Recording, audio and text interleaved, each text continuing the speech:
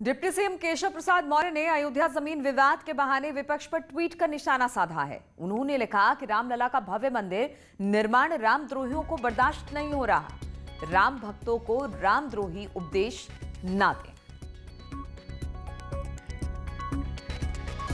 तो अब केशव प्रसाद मौर्य ने एक ट्वीट किया है और अब विपक्ष पर निशाना साधा है। ट्वीट कर निशाना साधते हुए उन्होंने लिखा कि रामलला का भव्य मंदिर निर्माण रामद्रोहियों को बर्दाश्त नहीं हो रहा है। राम भक्तों को रामद्रोही उपदेश ना दे।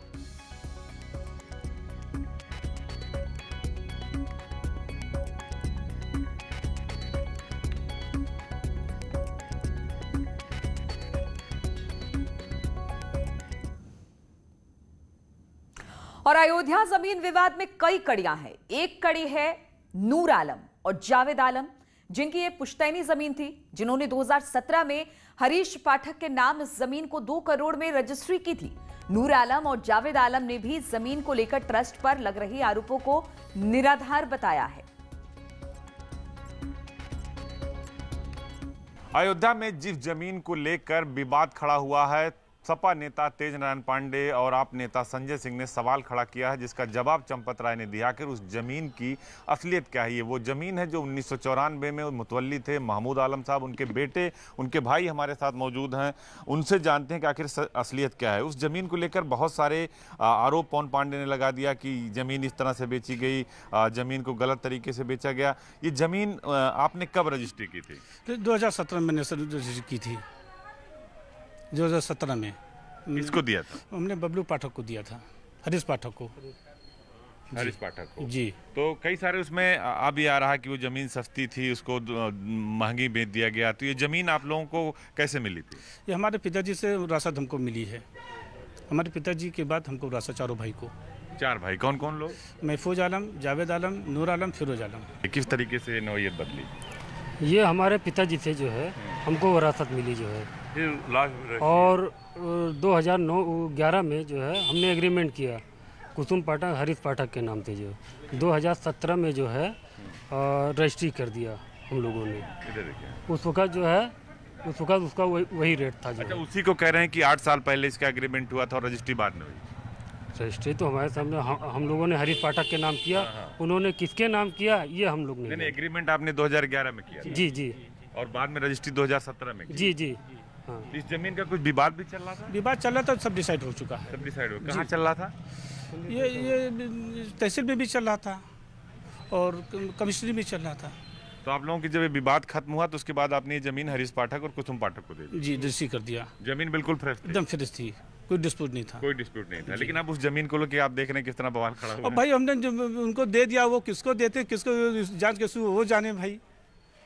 तो देखिए, ये उनके परिवार के लोग हैं, महमूद आलम साहब के, उनके बेटे भाई, जिन्होंने इस जमीन की पहले 2011 में एग्रीमेंट किया, 2017 में हरीश पाठक और कुसुम पाठक को रजिस्ट्री कर दी। उसके बाद ये जमीन सुल्तान अंसारी को गई और फिर सुल्तान अंसारी ने इस जमीन की रजिस्ट्री राम जन्मभूमि तीर्थ ट्रस्ट को कर दिया, जिस पर यह आरोप लगाया जा रहा कि 2 करोड़ की जमीन 10 मिनट में 18.5 करोड़ की बेच देगी। हालांकि चंपत राय की तरफ से सीधे तौर पर सफाई आ गई है कि मार्केट रेट से कम पर यह जमीन खरीदी गई है, किसी तरह की उसमें कोई गड़बड़ी नहीं है। लोग अपना काम करें और हम अपना काम करेंगे। बिरजोनी सकली, साथ अजीत सिंह, न्यूज 18 अयोध्या।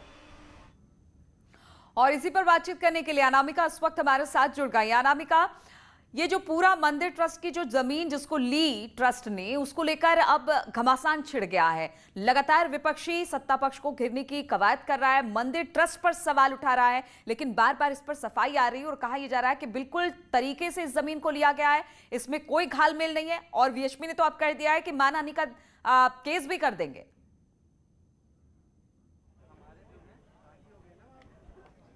देखिए, जिस तरीके से जो पूरे के पूरे मामले की पड़ताल जब हमने की तो हमने ये पाया कि ये जो जमीन है, इसको जिससे अग्रीमेंट किया गया सुल्तान अंसारी, उसने पूरी बात बताई। उसने ये कहा कि इस जमीन का 3 बार अग्रीमेंट हुआ है, एक बार 2011 में, एक बार 2014 में और एक बार 2021 में ट्रस्ट के नाम पर। 2011 में जब जमीन का ट्रांसफर हुआ था, जब उसका बैनामा किया गया था, तब जो सुल्तान अंसारी उनके पिता ने किया था।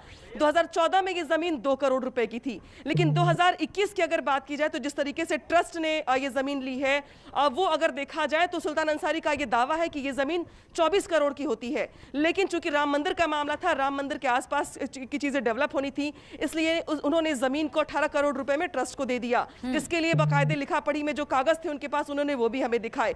उन्होंने इस बात का जो आरोप है जो लगाया जा रहा है विपक्ष की ओर से या सपा की ओर से या संजय सिंह की ओर से, उन्होंने उस आरोपों को खारिज किया है और ये कहा है कि उन लोगों के पास जो 2011 का बैनामा है उसके रिकॉर्ड है ही नहीं।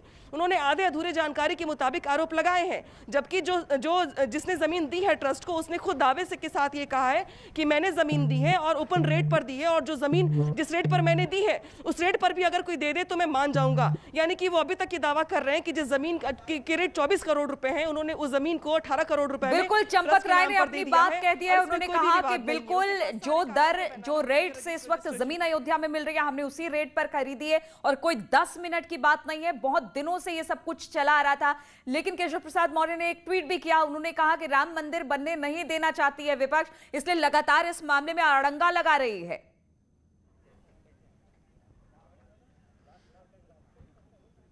देखिए, जिस तरीके से अगर राम मंदिर की बात करें हम या अयोध्या की बात जैसे जिक्र करते हैं हम, सियासत बहुत तेज हो जाती है। और जिस तरीके से विपक्ष ने गंभीर आरोप लगाए ट्रस्ट के ऊपर राम मंदिर के निर्माण के दौरान, उस बीच सियासत इस कदर तेज हुई है कि उप मुख्यमंत्री केशव मौर्य लगातार कल से हमला बोल रहे हैं। कल उप मुख्यमंत्री दिनेश शर्मा ने भी सवाल खड़े किए हैं।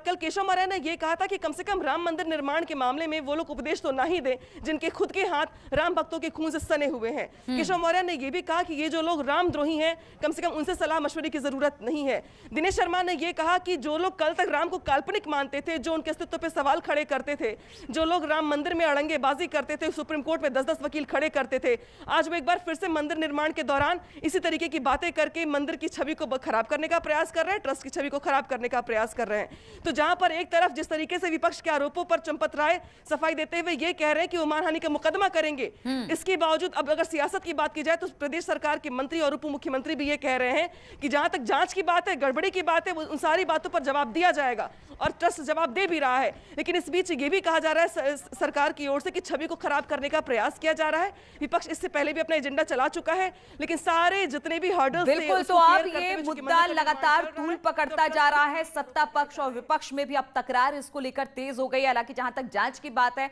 उस पर जवाब देने की बात लगातार मंदिर ट्रस्ट भी कर रहा है और दे भी रहा है इस पर जवाब। बहुत बहुत शुक्रिया आपका अनामिका हमारे साथ जुड़ने के लिए।